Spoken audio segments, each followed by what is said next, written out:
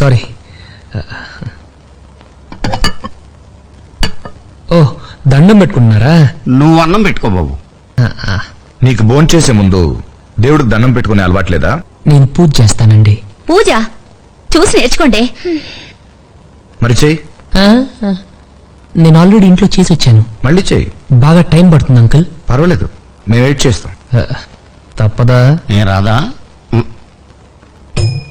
దేవుడా, ఓ మంచి దేవుడా, నువ్వు మాకు తినడానికి తోటకూర పప్పు ఇచ్చావు, బంగాళదుంప ఫ్రై ఇచ్చావు, చారు కూడా ఇచ్చావు.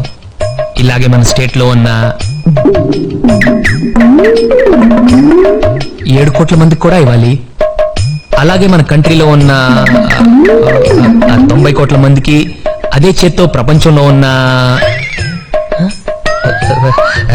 నాకు నంబర్ కరెక్ట్ గా తెలీదు, ఎంతమంది ఉంటే వాళ్ళందరికి కూడా ఇదే భోజనం ఇస్తావని.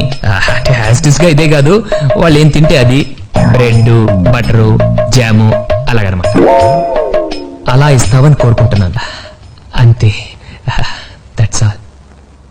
నా ప్రార్థన మీ అందరికి కొంచెం కొత్తగా అనిపించవచ్చు. కొత్తగా కాదు, చెత్తగా అనిపించదు.